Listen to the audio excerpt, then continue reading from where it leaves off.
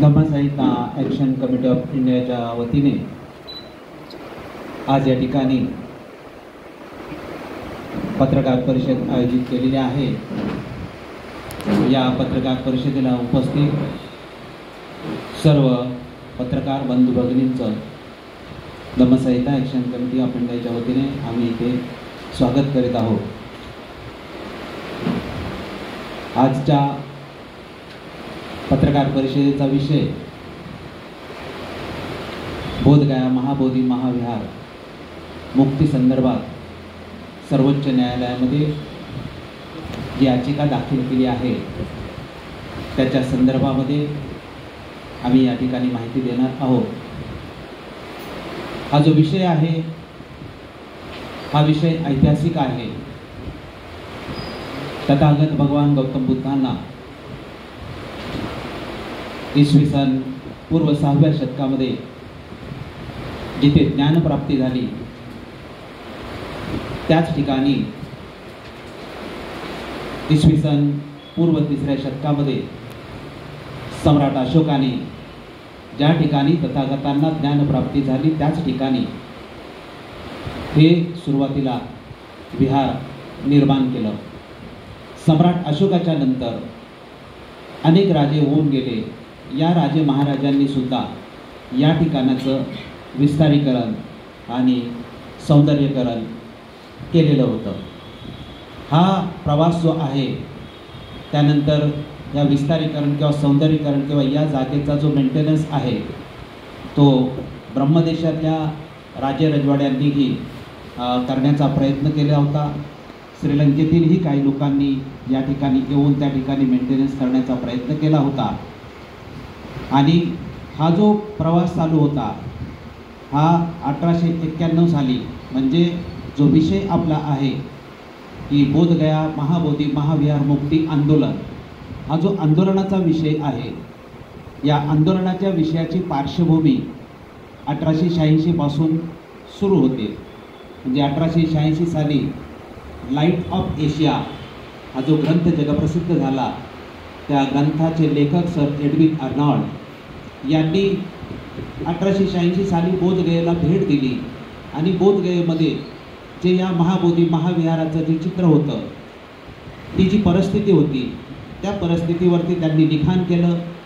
त्याचप्रमाणे विदेशामध्ये म्हणजे बौद्ध देशामध्ये जाऊन ही संपूर्ण परिस्थिती जी महाबोधी महाविहाराची आहे ही सांगून हे महाबोधी महाविहार आशिया खंडातील बौद्धांच्या ताब्यामध्ये देण्यात यावं अशा प्रकारचा लिखाण आणि कन्व्हिन्सिंग जी आहे सर्वप्रथम सर एडविन अर्नॉल्ड यांनी केले। हिथून सुरुवात होते आणि त्यानंतर श्रीलंकेतून धम्मपाल जे आहेत हे भारतात 1891 साली येतात आणि ते या ठिकाणी बोधगया महाबोधी महाविहार मुक्त करण्याचा संकल्प करून आपला संघर्ष सुरू करतात। या आंदोलनाची न्यायालयीन पार्श्वभूमी त्या काळात म्हणजे 1891 सालापासून ते 1895 सालापर्यंत ची 5 वर्षाची आहे।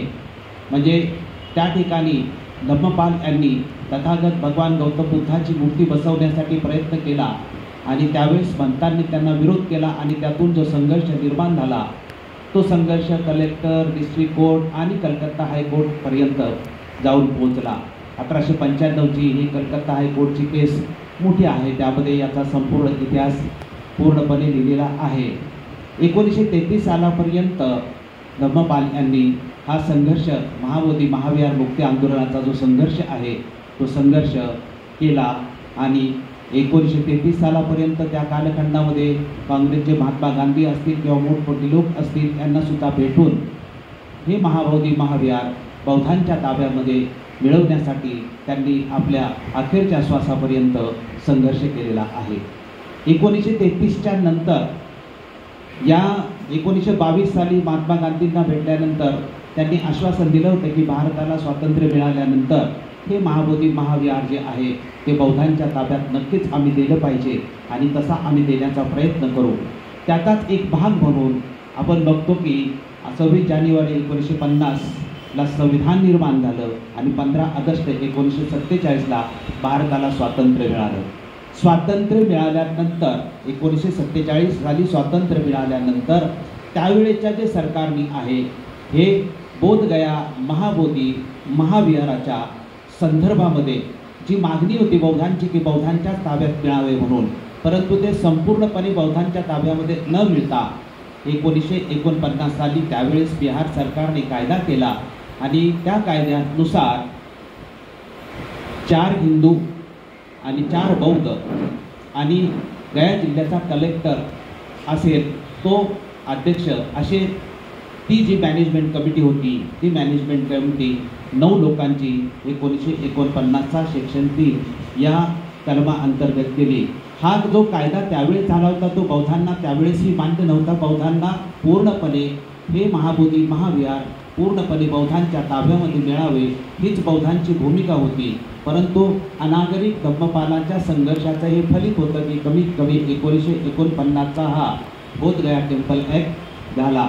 1949 नंतर ते 1991 सालापर्यंत या विषयावरती मोठा संघर्ष आपल्याला दिसत नाही।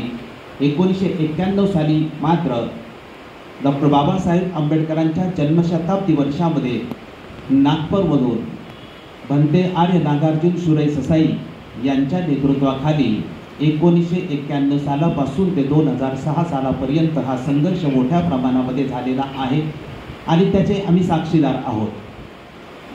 2006 सालापर्यंत प्रयत्न केल्यानंतर सुद्धा संपूर्णपणे यश आलं नाही।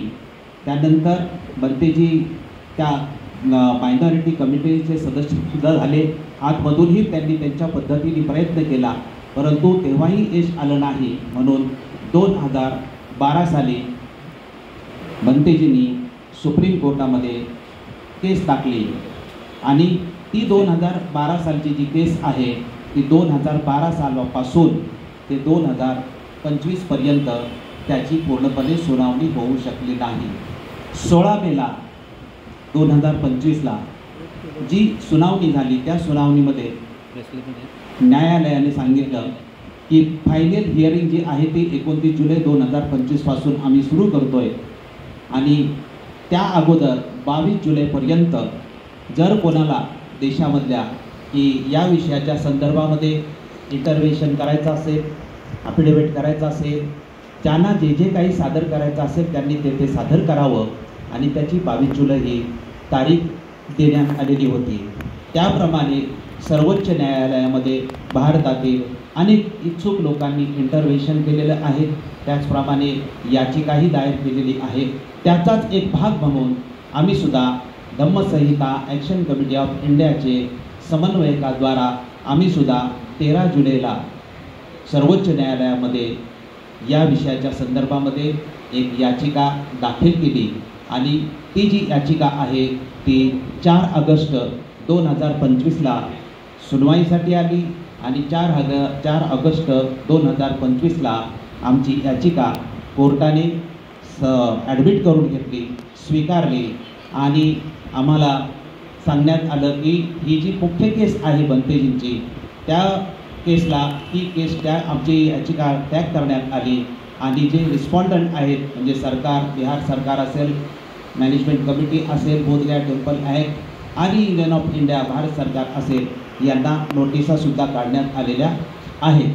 ही माहिती देण्यासाठीच आम्ही आपल्यापर्यंत आजची पत्रकार परिषद घेतलेली आहे। विशेषतः आमची 4 ऑगस्ट 2025ला याचिका सुप्रीम कोर्टाने मान्य केल्यानंतर आम्ही असा विचार केला की आम्ही लोकांना ही माहिती देणं आवश्यक आहे। हा ऐतिहासिक, नाजूक आणि सार्वजनिक विषय आहे, म्हणून थोडक्यामध्ये आम्ही जी याचिका दाखल केलेली आहे त्या याचिकेमध्ये जी आम्ही प्रेयर केलेली, जी मागणी केलेली आहे तीही तुमच्यासमोर मांडण्याचा मी प्रयत्न करतो। त्यामध्ये भारतीय संविधानातील अनुच्छेद 32, 25, 26, 29 आणि 30 अंतर्गत आदेश जारी करून म्हणजे सर्वोच्च न्यायालयाने आदेश जारी करून त्याद्वारे आम्ही पहिली मागणी केलेली आहे की बोधगया टेम्पल ॲक्ट 1949 हा असंविधानिक आहे असे जाहीर करण्यात यावे, कारण तो 1950 संविधानातील अनुच्छेद 13शी विसंगत आहे.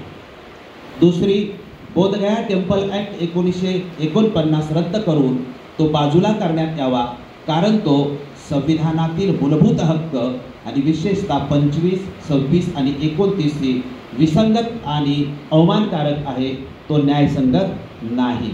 तिसरी, भारत सरकारला बोधगया टेम्पल ॲक्ट 1949 रद्द करावयास सांगण्यात येऊन त्या जागेवरती केंद्रीय कायदा करण्यात यावा. 4, भारत सरकारने केंद्रीय कायदा बनवून महाबोधी महाविहाराचं संपूर्ण नियंत्रण, व्यवस्थापन व प्रशासन बौद्धांच्या ताब्यामध्ये द्यावे.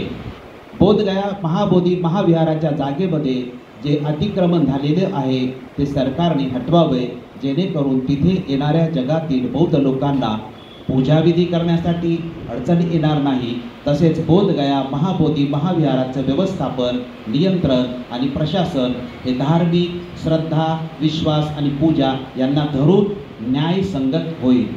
6, भारत सरकारला सांगण्यात यावे की ज्याप्रमाणे राम जन्मभूमी बाबरी मस्जिद केसमध्ये मुस्लिमांना स्वतंत्र जमीन दिली होती, त्याप्रमाणे हिंदूंना पूजा व धार्मिक कार्य करण्यासाठी स्वतंत्र जमीन देण्यात यावी.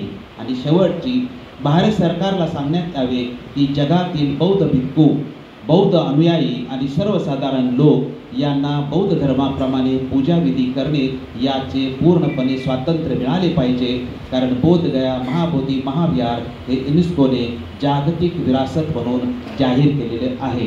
ही आमची केसमधली प्रेयर आहे, आमची मागणी आहे.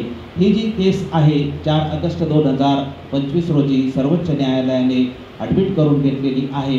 हे केस आम्ही आपल्या समोर जे आम्ही 5 लोक बसलेलो आहोत, मी स्वतः ॲडव्होकेट दिलीप काकडे, माझ्या बाजूला जे बसलेले आहेत ते मधुकर अर्जुन मर्चंडे सर आहेत, त्यानंतर बाजूला आहेत शशिकांत लुमाजी भालेराव, माझ्या उजव्या हाताला जे बसलेले आहेत हरिश्चंद्र बानाजी पवार आणि डॉक्टर मुकेश भानुदासजी दुपारे.